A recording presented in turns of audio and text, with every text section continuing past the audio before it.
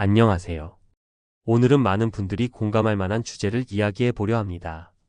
바로 은퇴 후 허무함입니다. 대부분 사람들은 은퇴를 기다립니다.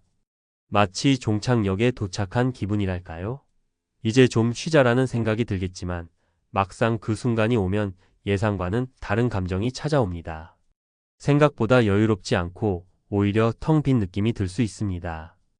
오늘은 40억을 모은 한 55세 변호사의 이야기를 시작으로 은퇴 후 왜 허무함을 느끼는지, 그리고 그 감정을 어떻게 이겨낼 수 있는지 전문가의 시선으로 깊이 들여다보겠습니다.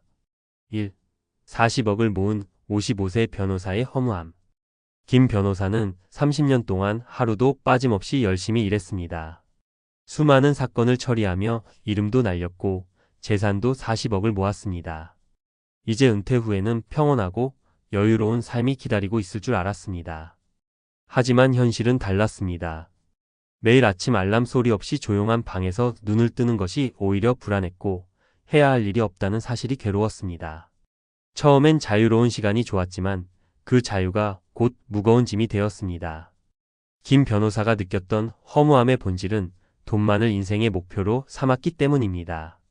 인생의 의미나 관계, 즐거움에 대한 준비가 전혀 되어 있지 않았던 것이죠.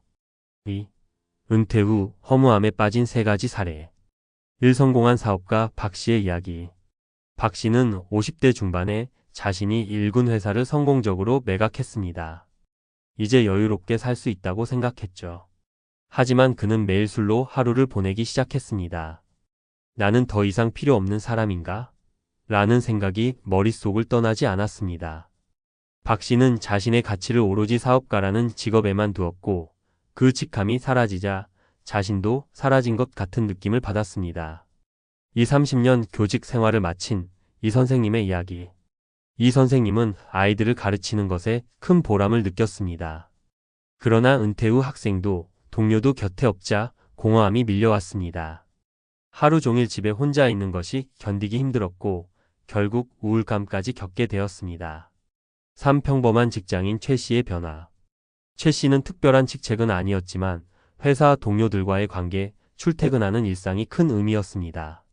그런데 은퇴 후 사회와 단절된 느낌을 받으면서 자신이 마치 투명 인간이 된 것 같았습니다. 하루하루가 지루하고 시간이 더디게 흘렀습니다. 3. 은퇴 후 허무함, 어떻게 이겨낼 수 있을까? 이들의 공통점은 무엇일까요? 바로 일이 곧 자신이었다는 점입니다. 은퇴 후에도 의미 있는 삶을 살기 위해서는 단순히 돈만 준비하는 것이 아닌 정신적 사회적 준비가 필요합니다. 1. 새로운 목표 설정하기. 은퇴 후에는 수입이 아닌 의미를 목표로 삼아야 합니다. 새로운 취미를 시작하거나 봉사활동 또는 작게나마 일을 계속하는 것도 좋습니다. 중요한 것은 무언가에 집중하는 것입니다. 이 관계 유지와 확장. 친구, 가족, 이웃과의 관계를 꾸준히 유지하고 새로운 사람들과의 만남도 시도해보세요. 사회적 연결은 정신 건강에 큰 도움이 됩니다. 3. 끊임없는 배움. 배움에는 끝이 없습니다. 새로운 언어를 배우거나 관심 있는 분야의 강의를 듣는 것도 좋은 방법입니다. 지적 호기심은 삶의 에너지가 됩니다. 4. 규칙적인 일상 만들기. 매일 일정한 루틴을 갖는 것이 중요합니다. 아침 기상시간, 운동, 독서, 산책 등으로 하루를 계획하면 마음이 안정됩니다. 4. 전문가의 조언. 은퇴는 끝이 아닌 또 다른 시작입니다. 이 말이 진부하게 들릴 수 있지만 실제로 그렇습니다. 은퇴 후 허무함은 단순히 돈이 부족해서가 아니라 인생의 새로운 의미를 찾지 못했기 때문입니다. 혹시 이 글을 읽으며 나도 준비가 부족한 것 같다는 생각이 드시나요? 괜찮습니다. 지금부터라도 조금씩 변화를 시작하면 됩니다.